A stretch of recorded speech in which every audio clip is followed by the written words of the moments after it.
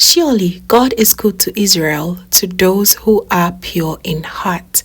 Psalm chapter 73, verses 1. Hello family, a very warm welcome back to the Lovystouch food channel. Thank you so much for coming back. In today's recipe, I am going to show you how to make the easiest and quickest fish tomato gravy. This recipe is specially dedicated to my mandem on this channel. I see you all. Every one of you is trying to make efforts to know how to cook their own food. I salute you for that.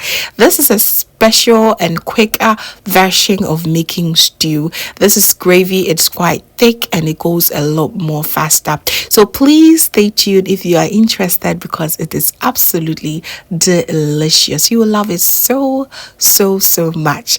Let's get into it, fam.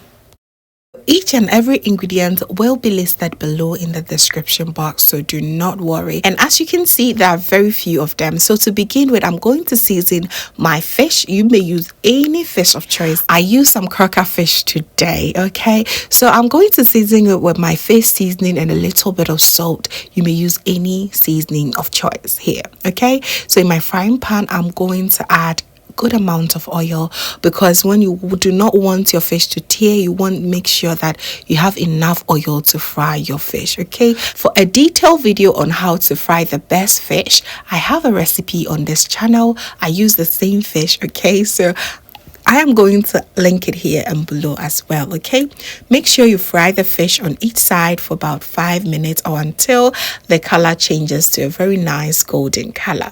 All right.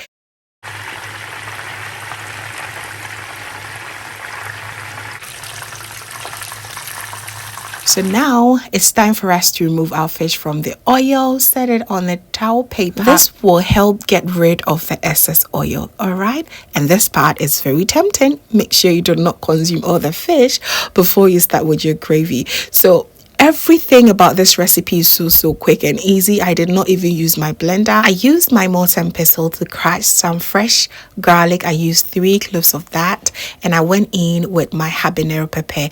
This is a fish recipe, so you just want to make sure that it is nice and spicy, okay? If you want to add ginger, go ahead. I did not have any at home. Can you imagine? So now let's start with our gravy. It is very nice and quick. I'm going to add in about ½ cup of oil. Use any oil of choice. I use some sunflower oil, and I'm going to add a good amount of onions. Onions are pretty good in this recipe, so you can use as much as you want. I use a whole yellow onion, like a medium size, and I went in with my crushed pepper and garlic. I'll fry that for about a minute and add my tomato paste. My tomato paste was about 4 tablespoons. I went in and just make sure everything is very well incorporated. I also went in with about a cup of water just to make sure that the paste has been easing up a little bit. I went in with this homemade stock cube. This is going to season this very well. I just love this so much. If you've not watched it, I'm going to link it here and below. Please make it at home, okay? And I'm going to add my chopped tomatoes and my tomato puree. Use 3 shades of tomatoes in this gravy. We use the tomato paste, the chopped tomatoes, and tomato puree, okay? It is one of the most amazing ways to combine your tomatoes to give it extremely good taste. All right, so use that and add about 3 dried bay leaves. Just allow it to fry for about 10 minutes. After 10 minutes, give it a quick stir. Make sure that it does not burn under the bottom.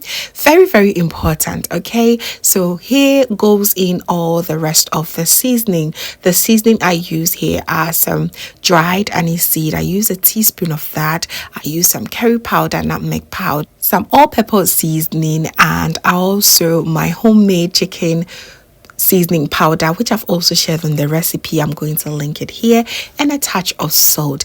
Mix everything together. The aromas are popping. Cover it for an extra 10 minutes and you will just be so amazed at how tasty this gravy actually is. You do not have to do too much, just a little bit of stirring here and there. Lower your heat, make sure everything is popping nice. It's extremely amazing. Go in now with your fried fish. Make sure you dip it very well in and gently stir everything together. You may go ahead and garnish it with some spring onions. I only had some red bell peppers, chopped few of them and drop it in for garnishing and also for flavor. We are almost done with our gravy. It is so easy, and you just want to cover it, allow it to simmer for just about 2 to 3 minutes, and you're good to go. I serve it with some white rice and buttered garlic green beans, and boy was it a hit. It was so good. This goes so well with your kinky as well, or some yam. Please give it a try, and I promise you're going to absolutely love it. It is quick, easy, and just so tasty. Push it down with your favorite drink and you're good to go. Would you try this? Let me know in the comment section. It is so amazing. I highly recommend. All right, so thanks so much, family, for watching right to the end. I'm really thankful that you made it right to the end. Please make sure you give me a thumbs up and share with few friends and family. And if this is your first time here, hello, my name is Lovia from Lovystouch. My main goal here is to cheer you up into making your own delicious meal right at the comfort of your home.